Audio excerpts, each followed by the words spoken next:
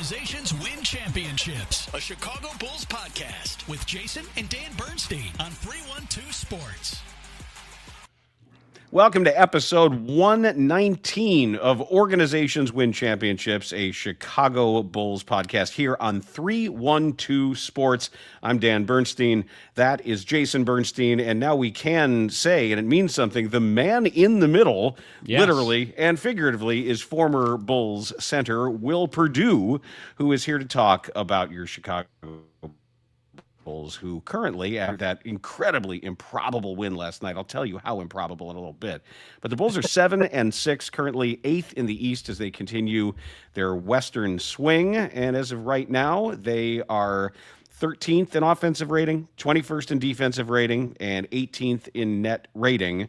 But they are certainly playing an exciting, energetic brand of basketball, going way deep on this roster due to injuries, and certainly more than worth our time so far this season. Will, I know it's been a while since you've had the platform to opine on your Chicago Bulls. The easy question right now, what do you think? I enjoy watching them, quite honestly. I think the record, not necessarily how they played at the beginning and how they played at the end. I think that record of 7-6 is kind of where they are as far as the quality of a team. As you talked about that, I mean, listen, considering a double overtime game against Utah, no Kobe White, if I was a gambling man, I would have bet on Denver and the points all night long, right? But then they come and they win that game. So as much as I just made the statement, I enjoy watching them play. I love their depth. Quite honestly, they might have the best bench in the league when you talk about, from 6 to 10, as far as the depth that they have. A specific example is Javon Carter doesn't hardly play, but then last night gives you 15 points, 4 rebounds. But I think we're still at the level, which is indicative of the last 2 games, small sample size, but still at the level where this team continues to play at the level of their competition. And until they can flip that script and force teams to play at their level, I think that's where we'll continue to see the inconsistencies. But fun to watch, never out of a game, and make it exciting. Yeah, but I found. Go ahead, Jake. Yeah, they're never out of a game, and that's 100% true. There have been a few times where they've let teams back into games, and we saw it on opening night against Detroit. They did come back, and we will, I'm assuming, get to the Detroit game. But they, like you said, they no matter how good or bad the team is, they either play up or down. And so it's really hard to know where they'll be. But the thing is that if they keep doing it in this fashion, I think you're right. If they go 500, that would be a wild upset when it comes to preseason over/under win total. So, and in this conference, that could be a playoff spot. That's definitely a play-in spot, if not a playoff spot, because this conference is very weak with the amount of injuries and just the quality of teams. It's not as high as the West. No, I agree with you 100%. Listen, we've all felt that we were going for a four-peat when it came towards the play-in tournament, right? And best case scenario, possibly slide into that 6th spot. Then after those first 5 games, you're like, oh yeah, these guys, they're good. But you always kind of held your breath a little bit, right? You kind of waiting for the other shoe to drop, and then things just kind of turned on them a little bit. But like you said, Jason, because of the lack, I don't want to say talent, because there's a lot of talent in the East. There's just so much uncertainty, right? We're like scratching our head about what's going on with the Orlando Magic. We're asking ourselves, who are the Miami Heat? Because they're no longer a grind them out kind of team. They're trying to play up tempo as well. And without Tyler Hero and somebody else, they just beat Cleveland. We know what Boston is. They're dumping salary and they've got serious injuries. You never know if Joel Embiid's going to make it to the playoffs. Now you got Giannis is hurt in Milwaukee. So, if the Bulls can stay healthy and get healthy, Kobe played one game, took a game off. You really don't know what can happen, because as much as you try to value and make assessments in the regular season, and this is just my opinion, the style of which they play, up tempo, the style of which they have to play, up tempo, to give themselves the best chance to win. And I'd love to get your opinion, because their defensive rating is only 21st in the league.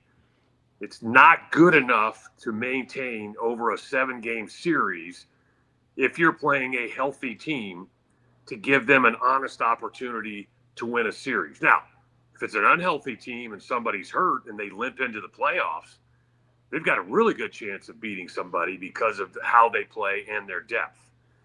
But I think I'd love to get your guys' opinion as well. That's two things I want your opinion on. You still don't have that guy, right, that you can go to in the playoffs, because as much as they want to try to push the tempo, that may be the one thing out of how much the game has changed. That is the one thing that still remains, that to me remains constant, is the game slows down in the playoffs, specifically in the fourth quarter. And that, to me, is a disadvantage to this Bulls team and the way they have to play and the way they're put together.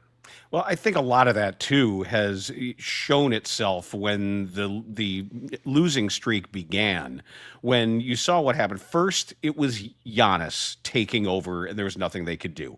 Then it was Donovan Mitchell of the Cavaliers taking over, nothing they could do.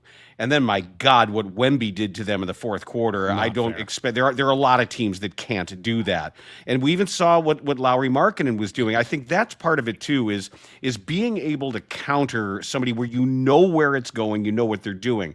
I think the other aspect for which you asked our opinion is when it comes to style of play, I think there's a higher volatility in their reliance on three-pointers. It isn't just the pace. It's what the pace is getting them, and the number of times we see a Josh Giddey drive, not necessarily to finish, but to kick it out and get that quick rotation and get that three. There's going to be nights where they're falling. Hell, they won this last game last night in large part due to that 40-point third quarter where they just exploded. And like you say, Javon Carter was 5 of 10. He's got 15 points in 18 minutes. There's going to be games where he comes in and he's 0 for 8 and you lose. So yeah. I just think that they've chosen this life that looks a whole lot better with a healthy Kobe White, with a healthy Trey Jones. And the worries that I have, well, we're certainly going to get into that. But, Will, I don't know how you can sustain this without rim protection. And they're utterly lacking in rim protection right now. And if it means, I don't know, they're going to make a deadline move, but their inability to block a shot makes it hard to sustain winning at this tempo. Yeah, because it's just because one of the things, and I know, listen, we're talking about a championship caliber quality team when I talk about, on the teams that I played on. But that's the standard. The title of this podcast is Organizations Win Championships. And that, while of course it's a reference to what Jerry Krause said and what was widely misinterpreted by Michael Jordan and others, but that's the standard here. So we should talk about it that way. I agree with you, because I say it all the time, that people are like, why can't you just focus on this team, how well they're playing and how well Herter's playing and how well Io's playing. Let's just talk about that stuff. As Chuck likes to say, balloons and seashells, right? And I enjoy talking about all the good things that they're doing and the great stories that they have. That's why I'm sitting here saying I've been to every freaking home game because they're so entertaining to watch, right? So I apologize. I missed one. But I've been to like my wife and I, we're going to the game because, they're fun to watch. Sometimes it's a little too much drama and unnecessary drama. But like you talked about, during a timeout, during late game situations, there's no thought about, maybe we shouldn't drive this thing into the paint. The results are going to be disastrous, right? Let's run a little screen roll, turn the corner. If you can get all the way to the rim, we'll take the easy 2. If they want to collapse, just like everybody in the league does, then we'll get the paint touch and we'll kick out to the guy in the corner. Then if he's guarded, then you dump it off to the guy on the wing, who most likely at that point will be open because there's just too many passes in a short period of time for the defense to recover, and they'll get an open 3. But more times than not, as you just talked about, there's just you can get to the rim unabated, and you sit there and you're like, what just happened to the rotation? And the thing is, I know people love to bash on Vooch, right? I know the fans here are they're not big fans. You know, they like Vooch when he plays well, and when the team loses, he has a tendency to be the ire of their disappointment, including Dan Bernstein. To him. Yeah, no, Dan. I've got my issues with. Yeah, you texted me last night because if you get him involved in a high screen roll and you make him like Markkanen carved him. Well, up. Markkanen and I'm not. Look, Zubats did it last year. All you need is that high pick and roll and take advantage of his lack of foot speed. Your guy's going to beat him to the basket every time. Yeah, but you're saying Lauri Markkanen like he hasn't been. Like he's not averaging 30.6 points per game. No, but I know, and I'm not Which even is ridiculous to say. I'm not holding also. Jokic against him at all because nobody can do anything with that. He's impossible to guard. So I'm not. And I know Stacey is always calling in the games for post him up, and they don't. It's just not what they're running. No, they don't want to do that because no. But that's the other thing is I agree with Stacey. Because just because that's, old school basketball doesn't mean you can still score from inside out. Because if he can score 6 or 8 straight points, the defense is going to adjust. And they're going to then double to take the ball out of his hands. And then who do you think's open on the perimeter? The shooters. It's just because, Dan, and you know this, and so does Jason, the game has changed. It works from outside in instead of inside out. That's just what the game is. It's all about analytics, right? You talked about the threes. 2 straight games of 50-plus. Now, I know the Utah game, it was double overtime, but the Denver game wasn't double overtime, and I think what'd they shoot? 53 threes. Now, they shot 36%. That's great. But we also know that that's fool's gold. And that's what I mean, and you hit it right on the head. 2 things. Number 1. Who is the guy you can go to in late game situations when your team is struggling to score as a team because of the defense you're playing against, right? I know this is, and you talked about it, so let's do this. Organizations win championships. Let's talk about the best teams in the league. What is the defensive rating for the Oklahoma City Thunder? Oh, I'm sure I can check it right now, but it's probably number 1. I think it's top 5.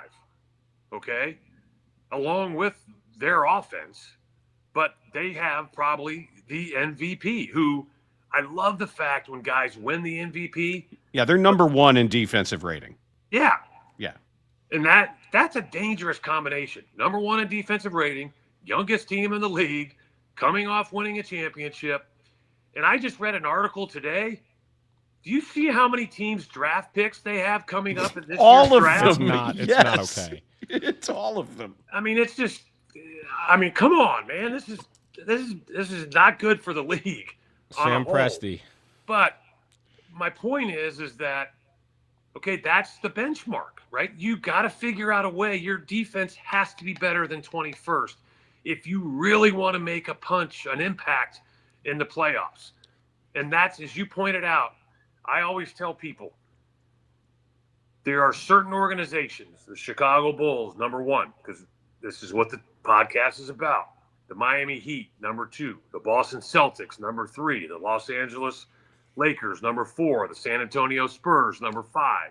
Now you could say Denver. Even though they've only won 1 championship, you see what their goal is. Mm-hmm. It's championship or bust, right?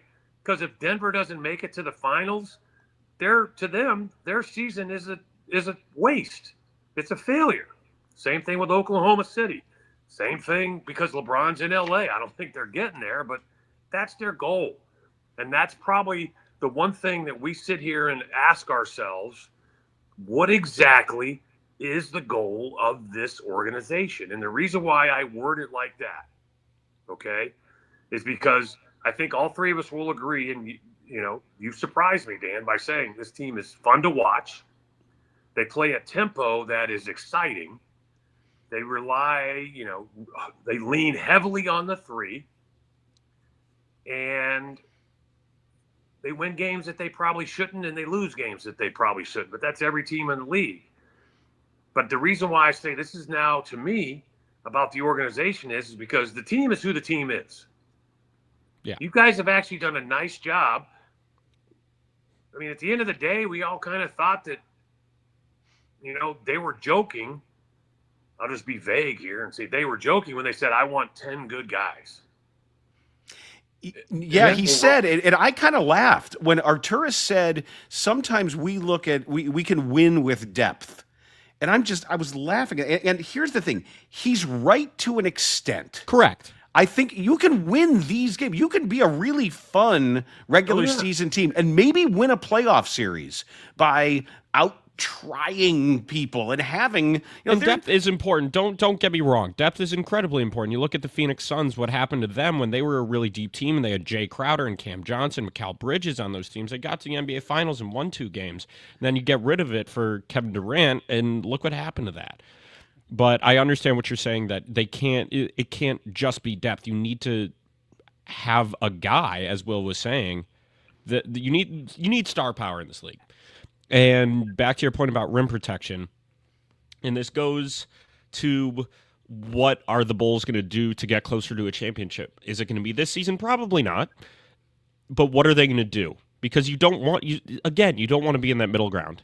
What I'm going toward here is it's speculation, and I don't want to get ahead of myself here, but it's worth noting if Anthony Davis becomes available. No? Too old. But then why do we have Vooch? I thought you were going to bring up a different name. What, John Morant? What if Lowry Markkanen becomes available? Oh, well, but that's true. Because they're if you look at that roster... Yeah, the Warriors didn't trade for him because Draymond Green said no, and people are just saying, well, you would have been in that package and shipped to Utah. If you start looking around, like Keontae George and Ace Bailey...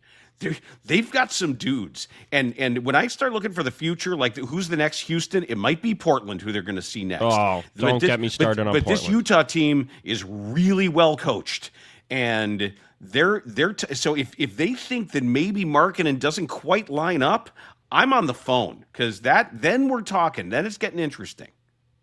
And you actually have some talent that teams are probably interested in, quite honestly, right? Yeah. So, listen, it's still a situation.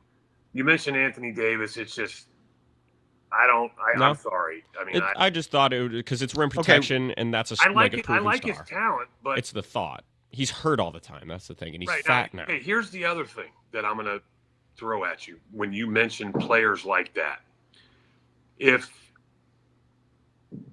If we had somebody, and I don't know this for a fact, okay, but let's hear me out for a second.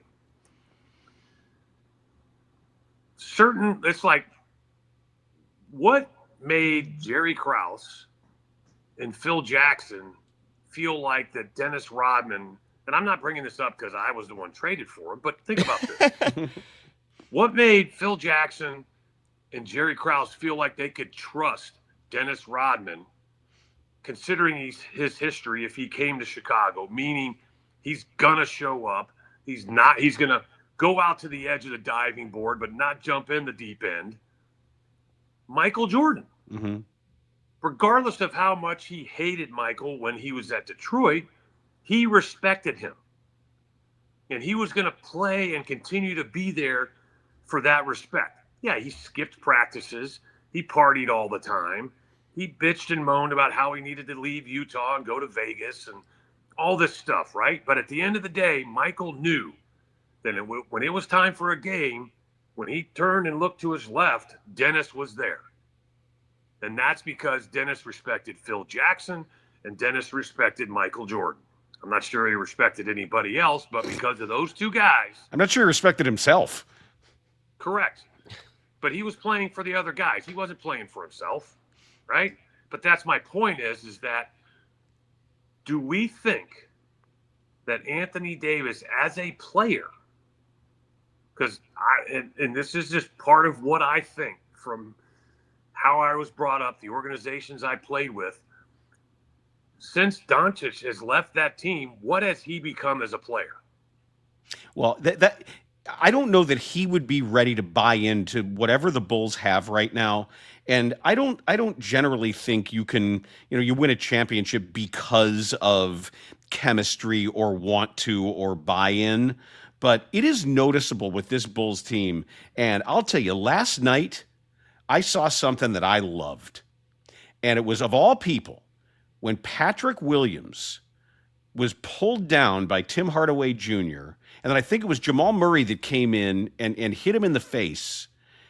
They ended up calling a flagrant on the pull down and not on the contact with his face. They did call a flagrant one, but I'll be damned that Patrick Williams got up and went nose to nose and showed a little bit of an energy that I hadn't seen from him. Of course, Dalen Terry comes running in because he can't wait to be part of something, and I don't really mind some of that. And I'm not saying I want guys fighting, and I don't want guys suspended or throwing punches or being stupid. But for Patrick, hey man, that's Patrick, the Mr. Passive, Ferdinand the Bull out there picking flowers. That for him to do that, it said something to me, and there definitely is, and say what you want about all these guys who maybe you hadn't heard of or hadn't really watched before. Trey Jones plays hard, man. He's a good player. He's a really good second unit point guard, and while Kevin Huerter. All right, hold on. Kevin Huerter's he's a tough Red nut. Velvet. You brought that up. They got NBA players. Yep. I'm going to throw something out there. And this is you got to remember something. What's coming up? What's around the bend here? Kobe White's going to be a free agent. I would assume it was going to be a free agent. I'm not saying that Trey Jones is a better player than Kobe White. Please don't misinterpret what I'm about to say.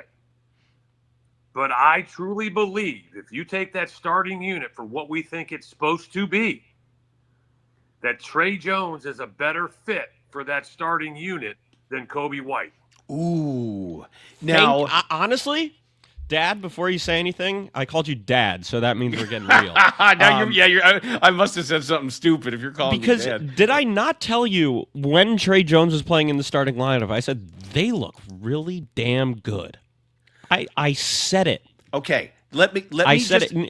You're not Kobe wrong. Kobe White off of the bench, and granted, the bench unit's been great. And I do want to say Jalen Smith has been great in limited minutes. Oh, but they've asked so much of him too. 15-8 coming back, baby. Yeah. Also, you're not letting that go. Never.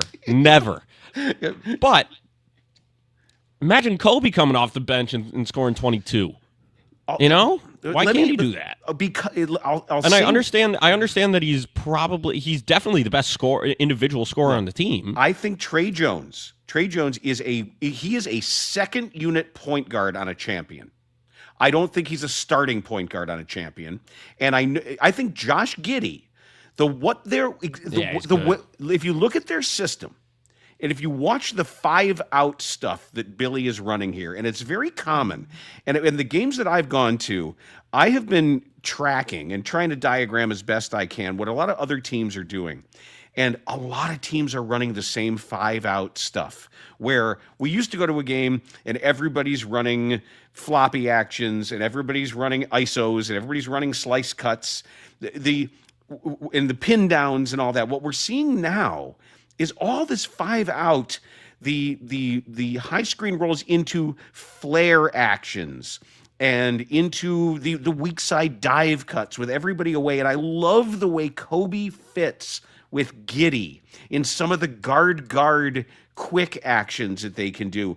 Trey Jones just can't shoot well enough in what they're doing. Now, if they ran some more traditional point guard based stuff, Jay, I agree with you. I also think they're a better defensive team when Kobe's not necessarily out there. Well, also Trey Jones is a great defensive player. He is. He's a smart, that's not really defensive player. That's not really a comparison. I just want to say that hold on. The only thing that I don't like with Giddey and Kobe together is that I feel like I understand that Kobe's a great off-ball shooter. He's great in the catch and shoot. Great catch and shoot. Yep. Great catch and shoot, and I think that fits really well. However, who are you giving the ball to at the end of the game? Giddey. Because Giddey can make a play, but Kobe's your best scorer. And I think that Kobe in general, I know he's good off the ball. I think both of them are too on-ball dominant to be... Too ball needy? Too ball needy, yeah, because Giddey needs to make a play.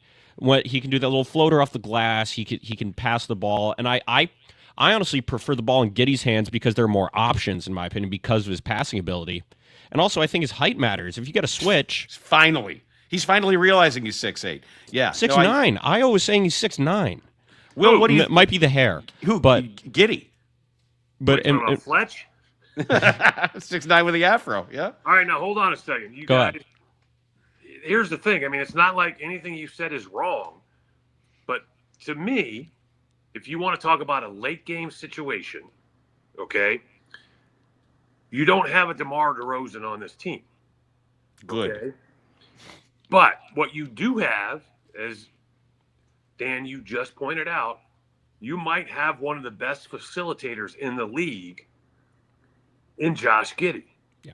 So I feel like that, number one, you put the ball in Josh Giddey's hands in late game situations, because he can score good enough to be a threat.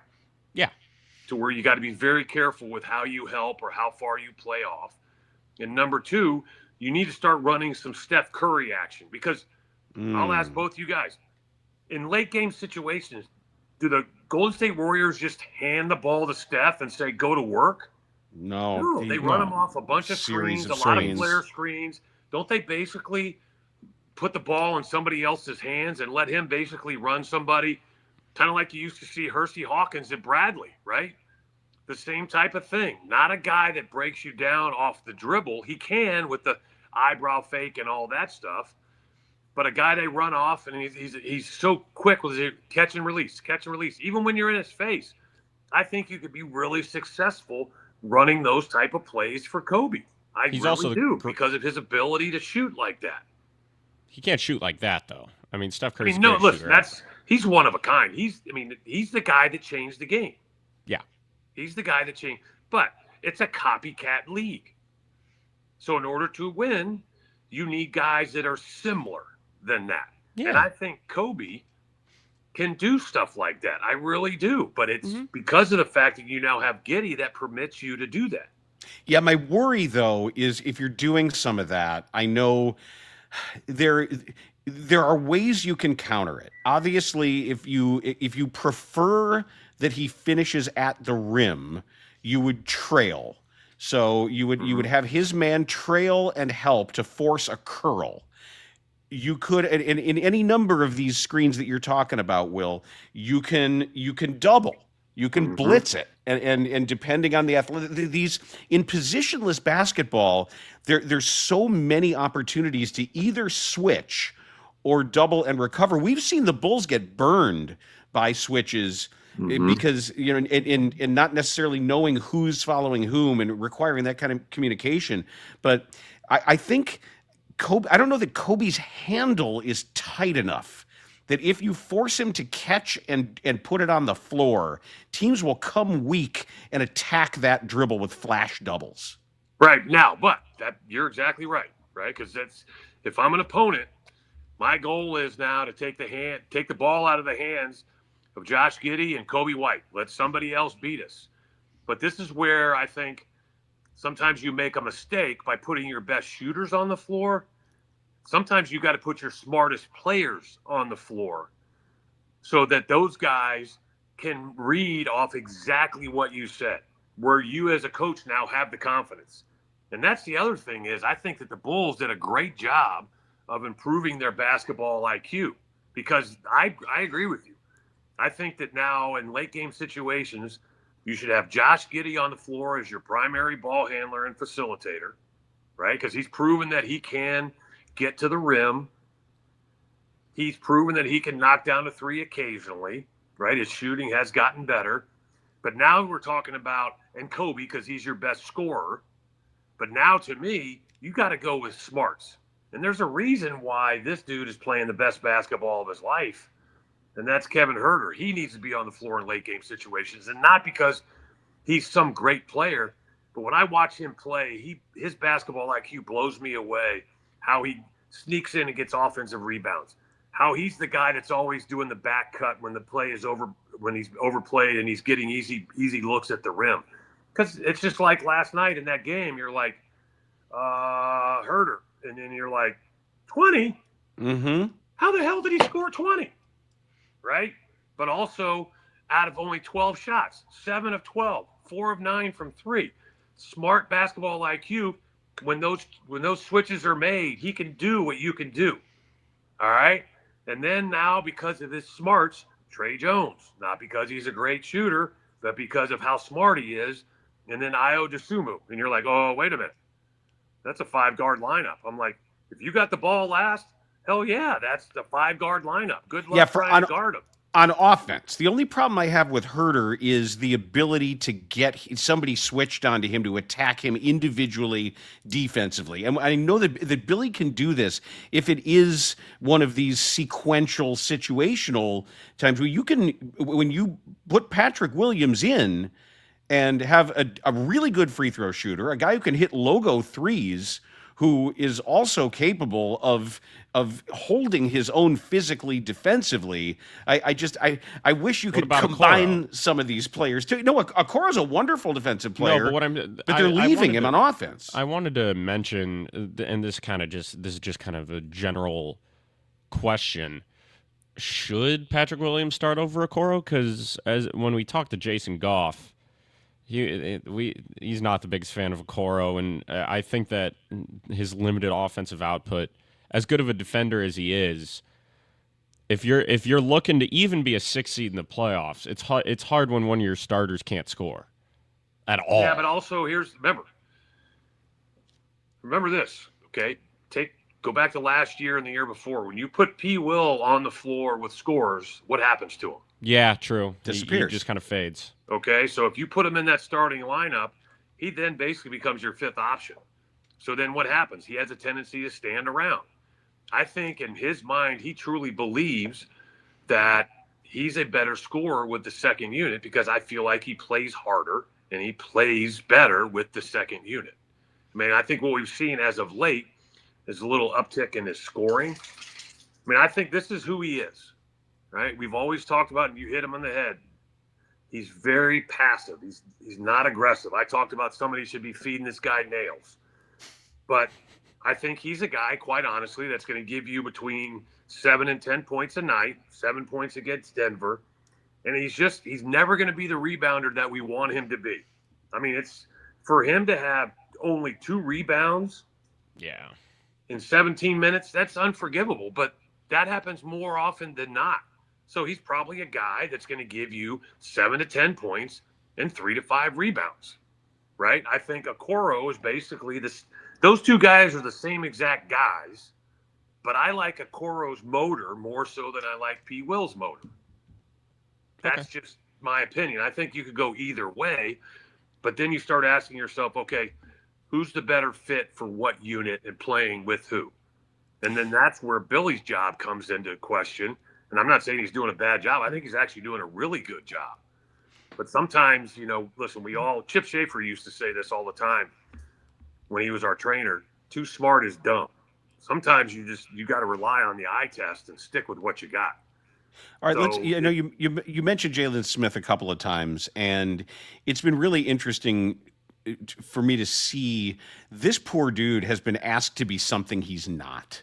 And that's because of the injury to Nick Collins. Zach Collins. Zach Collins. That they they'll be a much better team when he comes back. I didn't think that we'd get to this point in the season, and I see him at a game, I'm like, ooh, he's a decent rotational big who can do a little bit of rim protection and who. Are you saying Collins or Smith? Collins? Yeah. Collins. And ideally, I would like to slot Jalen Smith down, cut his minutes down a little bit and just not ask him to do what he's being asked to do athletically, because some of the 3-pointers that he's hitting, I would. And I don't know what's going to hold up. I think his minute load is probably asking a lot over the course of the season.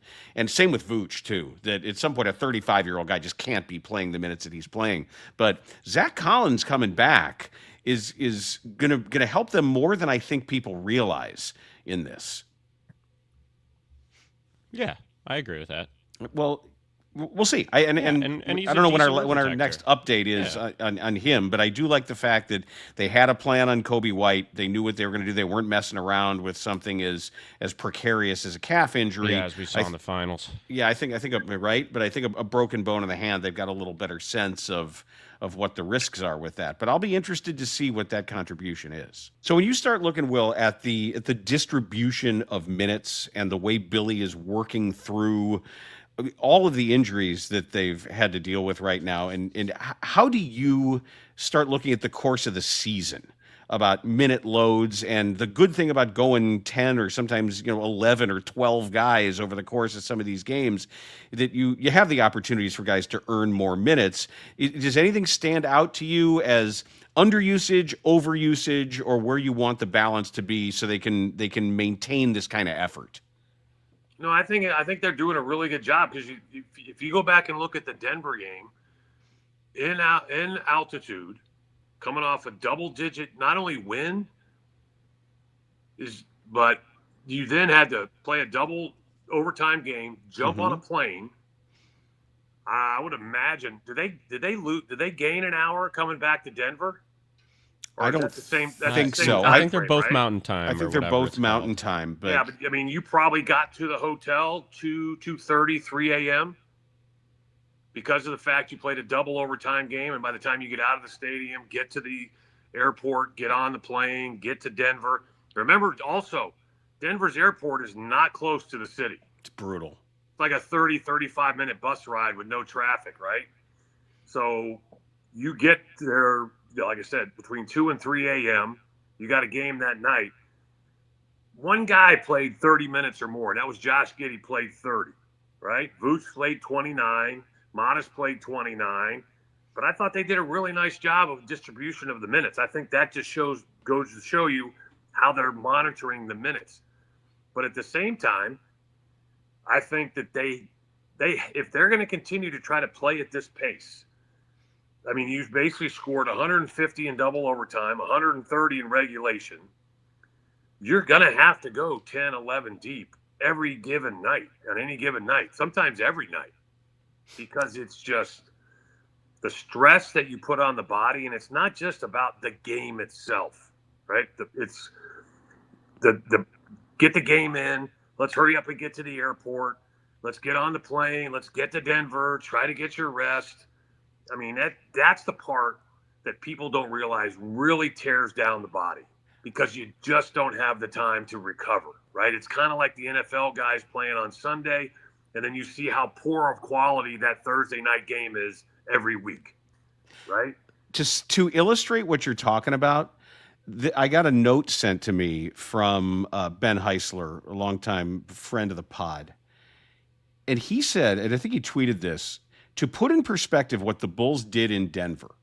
Since 2020, the Nuggets are 19-3 at home when their opponent is on the second game of a back-to-back.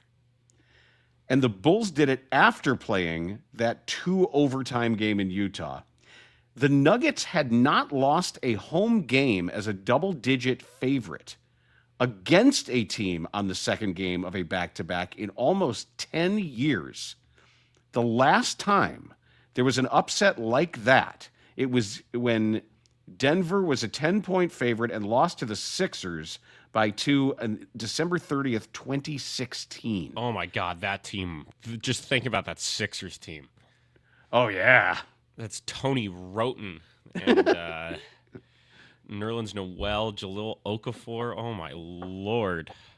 That's Hey, pretty incredible. look at them. They're spouting those guys off. He Bam, bam, does that. bam. And I also wanted to do this. I don't know, Jason, remember when I mentioned to you last night that I had something cool that I wanted to do today? Oh, yeah. Okay, this is what it is. I was watching Aaron Gordon last night. Oh, good. You didn't even talk about him. I know, and I was thinking about Aaron Gordon. I'm like, man, what an interesting story of this guy who is just this sort of leaper, jumper athlete who made himself into an outstanding shooter and put on all this good weight and has become a really rugged interior player as needed. And he can still jump. He can still fly. So I went and I looked at his, through 11 years, Comps? his list of comps. This list is poetry. What is it, all over the place? This list is all over the map of the 10 people who, just by numbers, are most statistically similar to Robert Horry.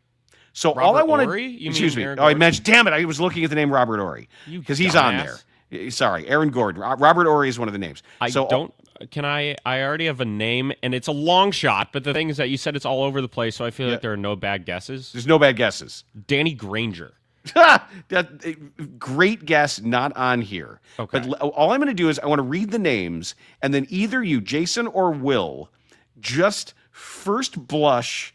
I don't know if there might be a story involved. There might just be any thought of Derek Favors. Just no, not Derek Favors. Just let me read the names. So the 1, 2, 3, the fourth name I said, Robert Horry is on there. Champion. Yeah.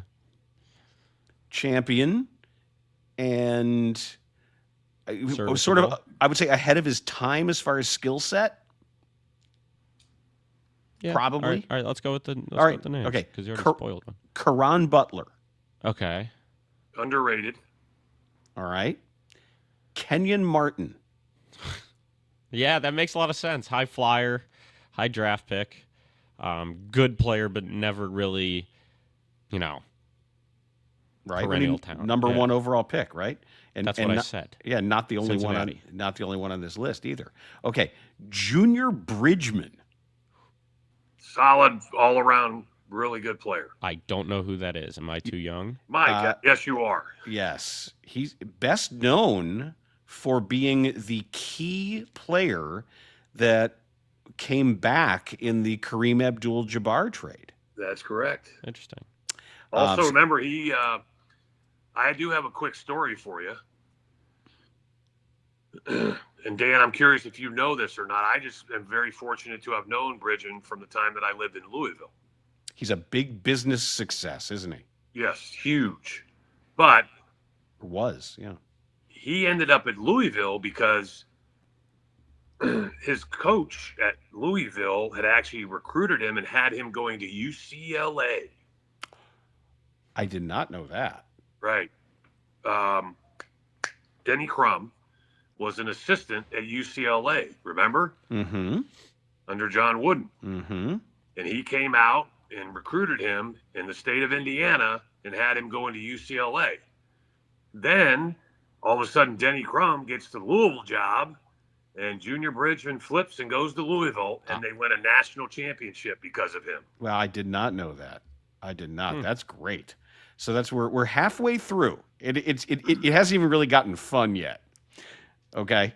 The next name on here, Orlando Woolridge. Oh, baby. Oh, no, he's much better than Orlando Woolridge.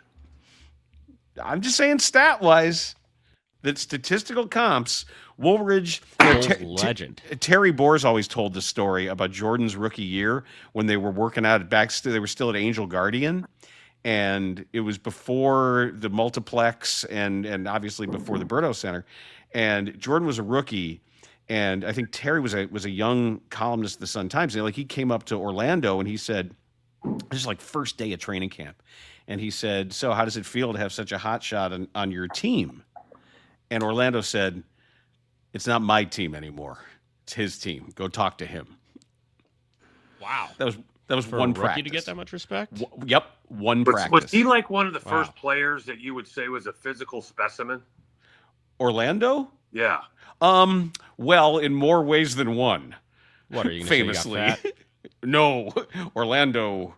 It was that's a real man. Is all I'm going to say. But no, the first one. No, there were ABA dudes. I mean, George McGinnis was one of those guys. But You love George McGinnis. George McGinnis was unbelievable, man. You said but he was kind of Orlando looked LeBron like he before was LeBron. chiseled out of stone. Yes, Orlando had no body fat at all. No, I mean just that sort of V shape. Yeah, like a Sean Kemp kind of look. All right, hold on. There's more on Jalen this list. Duren almost, but smaller. After Orlando, Juwan Howard. Wow. Okay. Yeah. Right. The next name, Cliff Levingston. Ha! Cliffy. Your guy. Cliffy used to be all over the league on the Jordan video, right? Mm-hmm. Where Michael did the one-handed fake and Cliff fell back and fell backwards. And he went around him and dunked it. But good news was that, that guy he was probably the first guy I ever played with that had that high a motor. Right? Obviously I played with MJ and Scotty and those guys, but I guess you could say Cliff was kind of raw, but just because of how hard he played, he just eventually would break you down. Next name on this list, so far, these are Aaron Gordon comps. Caron Butler, Kenyon Martin, Junior Bridgman, Robert Ory, Orlando Woolridge, Juwan Howard, Cliff Levingston. The next name, Wayman Tisdale. I wonder if Aaron Gordon knows how to play the guitar. Not just the guitar. I think multiple instruments, right? Wayman Tisdale put out jazz albums where he was... But he won a Grammy, didn't he? He was nominated, I think. I don't know if he won. But yeah, like he went right into music. And he was still doing it when he was playing, too. The last two names on the list, the bane of my existence, Ersan Ilyasova. Oh, my God. It's number 9. No way. No. I've never seen I think I've seen him make 2 shots in his career. He's never made a shot. He's Bulls legend. Bulls legend, Yes, Ersan Ilyasova. COVID I hope legend. you know. I don't think he Yes. played a minute. He didn't. But he was rostered by the Chicago Bulls. He was in the regular Holy season. shit. Yep. And the last name, also a former Bull, and the aforementioned other number 1 overall pick, Elton Brand? Joe Smith. Oh, lost all of his money, right? I like the Elton Brand, though. I like that one. Yeah, Joe it was Smith. It was a good catch. Didn't but Joe Smith lose all his money, or am I thinking of the wrong one? No. You know who lost all Jason his money? something, right? Jason. No, it was. It's one of the two. No, the Chicago kid who went to No, Kentucky. number 1 overall pick. I'll think about it. It was No, it it's was, number 1 overall pick. You'll figure it out. I know for a I just fact. thought that list was absolutely wild when I read those. You bring up Joe Smith, right? Yep. That's when the Golden State Warriors might have had the best little promotion ever. No, it is Joe Smith. It is Joe lost Smith. Lost $61 million in fortune. Just add his name to the list. There's plenty. But I was Ended up with doing $3,000 in his bank account. I was doing a game in Oakland. Remember, they were in Oakland back then. Mm-hmm. For the Golden State Warriors on ESPN radio. And during one of the timeouts, all of a sudden, here come all these people just trotting. They're trotting them out to half court. And you're like, what is going on? Well, they had this promotion that if your name's Joe Smith, call the Golden State Warriors. You'll get a free ticket, and we're doing this little promotion. So it was, because it's like the old saying, keep up with the Smiths, right? Mm-hmm. So they literally were like, he's a garbage truck driver. It's Joe Smith. That's cute. She is a grocery store clerk. It's Joe Smith. And they had all these people with all these different jobs, and they just went down the list, and it's Joe Smith. That's cute. That's funny. That- One time, I remember there was a segment. I think it might have been for a commercial, but somebody got, I think it was 10 Tom Brady's together just to discuss like the other Tom Brady's. So that's what that reminds me of. I've got the list of all the guys that are famous for losing their money in the NBA. Joe Delonte Smith, West, obviously. Delonte West, yeah, but that was, I mean, obviously there's other things going on. Kenny Anderson lost his $63 million that he made. Vin Baker lost his fortune. Allen Iverson filed for bankruptcy. Antoine Walker. That's what I was thinking of. Antoine Walker. That was due to lavish spending on family and friends, gambling, and other poor financial decisions. Yes. So be careful with your money, young man. Learn that lesson as well. And that is going to bring us to the OWC Trivia Showdown.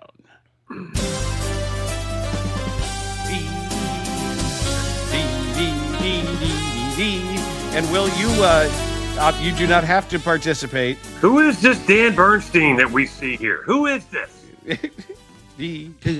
Post firing Dan Bernstein, he knows he has to be a happier person. I was about to say, Jason, what happened to the old curmudgeon Dan Bernstein? I don't know. I think I became him. I sometimes read the comments on YouTube. I sometimes read the comments on YouTube, and they're just saying Jason is just like Dan when he was younger, and I just go, oh shit, am I really going to turn out like that? What was that Tom Hanks movie? Well, there was which one? Big, yeah. Am I going to be walking through the store during the holidays, and Dan's going to be dancing on the plane with his feet on the thing with Robert Loggia? Yes. That would be. I'd probably pull something. Now I got a surgically reconstructed knee. The other one's shot too. I could, if I tried to play chopsticks, I'd rip in half. Yeah, but I don't think any of that affects how well you cast a fishing pole. Damn right it doesn't. You're damn right. God. No, we can't get into fishing though. We can't get into fishing. I'm not even in my prime yet when it comes to that. No way. I'm still no more a raw pictures. Rookie. No more pictures. Okay. No, it's all right. I'm okay. I can show you that steelhead I got. It was 8-pounder. You did send me that picture. You should post it and tag the guy. So, Jay, do you want me to start with my question, or do you want to do yours? Sure. I don't care. All right. Would you rather get it out of the way? Yeah, I kind of liked mine when I saw it, and it's only because something happened the other night in the NBA, and that everybody was kind of showing what that might have meant. That Stefan Castle? I think it's Stefan. Stefan Castle and Victor Wembanyama each had a triple-double. Yeah, I saw They were teammates with a triple-double against the Golden State Warriors. This has happened. And they lost. It's happened too. 19 other times. Teammates have gone for a triple-double. And in those events, in the number of times it's happened, there is one player who was involved in 4 of them, one player involved in 3 of them, and 3 players involved in 2 of them. And those are the only names in NBA history that have been part of something like this multiple times. Okay. Can you name those players?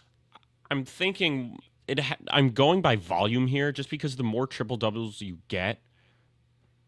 So I'm going to say Westbrook first of all. That is absolutely I like your reasoning, and you are correct. Overruled. No, correct? That is absolutely your approach to that was, Russell Westbrook has more than anybody else. There's a good chance at some point he's more likely to have a teammate do it. And yes, 4 times out of the 200 whatever. Right. And but it's only So the guy who's involved 4 times in this is Russell Westbrook. Yes. What about James Harden? What would you say, Jason? I said Jokic. Jay? Jokic is the guy who was involved 3 times, twice with Westbrook, and once in 2023, he did it on the same night that Jamal Murray did it. But Westbrook and Jokic together did it twice. So, that's crazy. Yes. Will said Harden, by the way. Will said Harden. No. I was thinking that as well. James Harden's name is not on here. No, he never did it. I was thinking that as well. His teammates weren't great, but I think he had a couple of, every once in a while, some of his teammates had a game. Luka might as well. No. Braun? LeBron. LeBron did it once with Westbrook in 2021. Oh I forgot they played. And he did it in 2018 with Lonzo Ball. Wow. So those are the three? Well, no, there's two more who did it twice, but they did it together both times. Same team, same two guys. And all I'll tell you is they did it. They both had triple doubles in the same game, once in 2021 and once in 2019. I'm going to say Giannis and Middleton. Not a bad guess, but no. Because I'm thinking guys that played together for a while. Mm-hmm. I would not have gotten this. Tim Duncan and Manu Ginobili. Not the right time period. No, it's too recent. 2019 and 2021. Yep. There's some wild names on here. Is it going to be like D-Book and Ayton or something? Nope. Okay. Nope. Both still playing. All-Stars? Yeah. Well, yeah. One. Okay. Well, that gives me the fact that you kind of hesitated there. Yeah. I don't know if one has made a couple of All-Star teams or not. One's made multiple All-Star teams. The other one I would include in underappreciated players that people generally don't realize. And then you play him and you're like, oh, yeah, this guy, like every time you play him, he reminds you of how good he actually is. I'm just going to give it. Yeah, no. I'm just going to give it to you. No. Yeah, because we're not even at your question yet. Fine. All right, running out of time here. Yep, it's Bam Adebayo and Jimmy Butler. Oh. Wow. Okay. Never would have guessed that. Bam's a baller, man. Yes, he is. Bam Adebayo and Jimmy Butler. But some of the other names here, Josh Hart and Kat did it. Mason Plumlee and Dennis Smith Jr. did it. Ja Morant and Jonas Valanciunas. Steph Curry and Draymond Green. I thought you guys were going to guess that. Paul George did it with Westbrook. Vince Carter, Jason Kidd. Ooh. One of these, Will, your teammates, your rookie year. You were this is January 3rd of 1989. So that would have been Pippen and Jordan. Yep. Jordan and Pippen did it against the Clippers. Hey. You didn't get into that game. Jack Haley played in that game and you didn't. Bill Cartwright actually had a triple-double one time. I was thinking Bill Cartwright. But the problem was the part of the triple-double was 10 turnovers. Turnovers, I remember that. And then let's see, the other names, Larry Bird and Robert Parrish, Kareem and Magic. Then you got to go back to 1969, Art Harris and Lenny Wilkins. 1964, Donnie Butcher and Ray Scott. 1962, the Cincinnati Royals, Oscar Robertson and Tiny Archibald. And Bucky Bockhorn. I was going to say Robertson and Archibald. I don't know if they played together. All right, Jay, your turn. Fire away. The same team. All right. My question, there's only one answer, but it's a little bit of a toughie. So, since 2010, the Bulls, obviously Derrick Rose, right? And really good player for a period of time. And at one point they were the 1 seed, but they haven't really come that close to winning a championship. And it's not like they've won a ton of games since 2010. Right. Which Chicago Bull since 2010 has the highest winning percentage as a Bull with a minimum game count of 200 games? Ooh. A I minimum just want to game shout out the count. Enjoy Basketball podcast. That's Kenny Beecham's podcast because that's how I found. Keith Bogan. No, it's funny. Have to have at least 200 games played as a Bull since. It's funny you said Keith Bogans. His name came up when we were talking about Okoro. I was in the press room talking to Wennington. And love how you're saying we're running out of time, and then here we go. With sorry, this. I compared Isaac Okoro to Keith Bogans. That was my comp. Just like the starter who isn't going to score. So Jason, are you saying a minimum of 200 games, or this player only played minimum of 200 games with the Chicago Bulls? So they had to play. They had to be on the team for a good while. Kirk Heinrich. Or no, good shout though. Taj Gibson. Nope. That's who I thought initially. Damn it! I thought I had it. But you're in the right. I'll say this: you're in the right era. Joakim. Nope. Luol Deng. Nope. Wow. 200 games. Did Nate Robinson have 200? It's not Nate Robinson, and it is somebody that played. It's not like he didn't play. So. All right, who is it? Come on. Oh, I get it. No, you guys are right there. Is it a guard? No. It's a okay. Oh, is it Mirotic? It is not Nikola Mirotic. I don't think he played long enough with the Bulls, and he was kind of on some bad teams too. Damn it. Bobby Portis. No. Little before then. A little before. I don't know. Is it an American player? Yes. Black guy. Yeah. Light skin. Think about it. Oh, okay. Light skin. Okay. All right, you think about it. I have this question know. for you, and then we'll call it a day. All right. I don't know, Jason. Who is it? Carlos Boozer. Oh, Oh, shoot. Should have Mr. gotten Give me that. Give me that. Get that, Joe. He, as a Chicago Bull, went 183-97 for a win percentage of 65.4%. That's not bad. That's not bad at all. And now his kids are about to get drafted. Well, Who his is kid is it going to be a that, top 3 pick. Who is it that keeps getting called out now that has the Carlos Boozer painted on beard? Oh, Jaylen Brown. The hair. I was about yeah. to say, wait a minute. It's not. Well, He made fun of it. Carlos Boozer's He about made to be fun on of it. easy street. He already is, but Oh. it's about to get a lot easier. I think Carlos is doing okay for himself, but Yeah, no, he's doing good. He, All right, he needs to go to All right. Turkey. Okay. But I was going to Hold say on. Jaylen Brown poked fun at it and said that's actually AI. That didn't happen.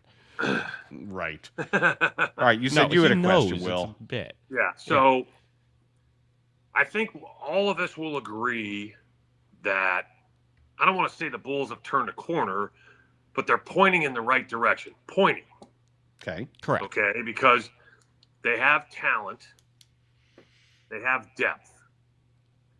What we've also agreed on is that they're lacking that guy or those guys per se, okay? But the question is, where is that guy? I know a lot of people hate that term, but where is that level of player? Let's change the narrative. Where is that level of player going to come from? Because I think now, because of the collective bargaining agreement, that guys just are not leaving their teams. It's just, you're not going to get somebody in free agent because it's just plain and simple. The players are always going to follow the money, and they're not going to take a $20 million, $30 million, $40 million pay cut to test free agency. Well, I'll tell you where the answer is. That I would. Giddy? Well, like that. I don't think it's. I don't think it is modest or giddy, but I do think increasingly in the NBA, it is going to be the proper development of a raw drafted talent, and that's are you where gonna say Noah Isenge. No, but I'm gonna say it's gonna be somebody like that. It's gonna be somebody like Giannis, who when everybody drafted him, they're like, "Who's this guy?" And he, he was like a big puppy and didn't know how to. It's gonna be that. That's where it's gonna come from. It's gonna be a Pascal Siakam. It's going to be like. I'm not saying it is a Senge. Don't get me wrong. Jimmy Butler. But it's going to be, but more obvious young. Did you see when they cut away to show Asenge last night? He looks like he's a child. I mean, he literally was kind of sitting there and looked like he was cold, and it's just like he looks like somebody's kid. And I know I'm getting older, so I see it that way. He is somebody's kid, but I think that to answer your question, for when Arturas Karnisovas is the guy who saw this fat kid from Serbia turn into the best player on the planet in Jokic. Nobody thought Nikola Jokic is going to be the best player I've ever seen. It's going to be somebody might be the best offensive center of all time. Right. It's going to be somebody like that. value. I think is the answer. I really do. But it's not like he wasn't super raw. And you think about raw talent, he had innate passing ability that nobody else in the history of the NBA has possessed. I don't want to say like Magic Johnson didn't have it, but they're different players. He needed a what commitment. Jokic can do at that size is just remarkable. Somebody had to commit to him, and he had to commit to getting in better cardiovascular shape. And hey, he doesn't need to, though. I don't even think he is. He's slow as hell.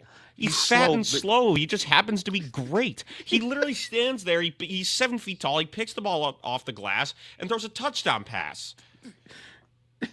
Well, so who cares about his cardiovascular system if he's putting 40, 15, and 15 on your head? It's like what Anthony Edwards said when the Lakers traded for Luka. He was like, I don't care if he's fat. He's putting 50 on the board. And he's reliable. He plays in all the games. When did he actually miss a lot of time because of an injury? Well, what did Rod Beck of the Cubs used to say? You never heard a guy going on the injured list with pulled fat. And with that, we got to close this out. We can talk all day. This is so much fun, but we got to put a cap on it, and we're going to get back and do it when the Bulls have finished up this road trip, when they got the Wizards coming to town. Right? They've got we do it next. And the Ring of Honor. That's right. You're going to be home. When do you get home? Friday. Thanksgiving, baby. Oh God. Yeah, but listen, it feels like forever away because I have so much work to do. But I think, Dan, this is a good starting tomorrow. This is a really good. Can you look to schedule up real quick, and we'll end with this. I know they got Portland, then they have Miami, then they have Washington. I can't remember after that, but I think Portland, Miami, Washington. New Orleans is soon. New Orleans. Yes. Then at the Pelicans, at the Hornets, at the Pacers, then at the Magic. You got some wins in here. I mean, you could go back on another run. Yep. Watch them lose to the Pelicans. Watch it happen. They won't. No, but here's the thing. It's to me, I don't necessarily look at they could go on, but I think that now, is there a game until you get to Orlando? Is there a game where they should not be favored before the game starts? Probably not. No. All those games, they should be favored, regardless if they're at home or on the road. Yes. Yeah, I think that's right. Heat, Wizards, Pelicans, Hornets, and Pacers, depending on who's playing, if anybody's taken a rest, obviously. And the thing about the Heat game is part of the NBA Cup, which they're tied, I think, for like second place in their. Yeah, but I'm just saying, even the Portland games, here's the next 6 games, they should be favored. I like Portland, though. Yeah, I think you're right. So the point being, if you presume they're 5-1 and think about where they should be, it puts them right back in it. Yeah. Also, keep an eye on Trey Murphy. Keep an eye on him because the Pelicans need draft capital.